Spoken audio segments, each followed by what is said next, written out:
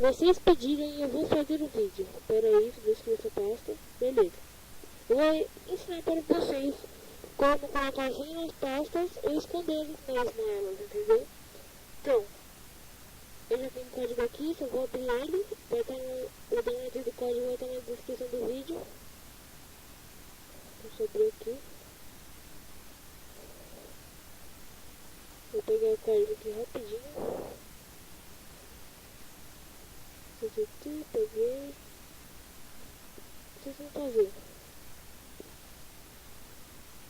Vocês vão minimizar aqui o código. Vocês vão fazer uma pasta. Ou a pasta que você já tem. No caso, eu vou criar uma pasta. Nova pasta. Coloquei na hora de trabalho. Beleza. Vocês podem colocar esconder a pasta em outra pasta que você tiver mesmo. Aí. Escreva aí. Minimizei aqui.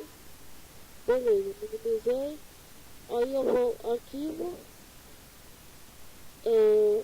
salvar como.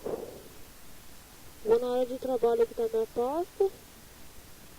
Nova pasta. Aí eu vou colocar aqui, ó, todos os arquivos. O nome dela eu vou colocar locker.net. E tem esses formatos aqui. Aí eu vou salvar aqui dentro da pasta. Salvei, beleza. Eu vou abrir uma nova pasta. Vou dar 2 cliques aqui. Automaticamente aparece perfeito. Vai abrir.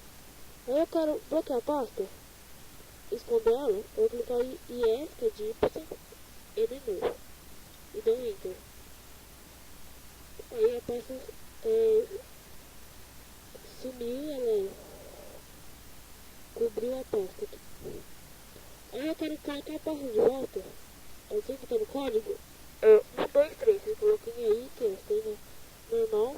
E dá um Enter. A pasta vai voltar. Se vocês querem trocar de senha, eu vou aqui com o mouse direito. Editar.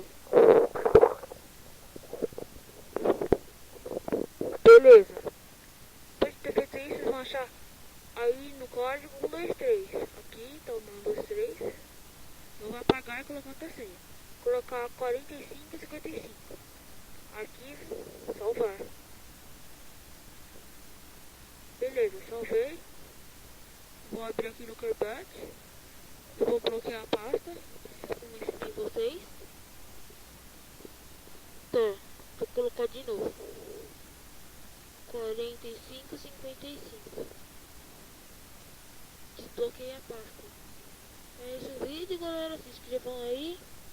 Dúvidas, escrevam nos comentários ou mande no e-mail do canal que vai estar na descrição do vídeo.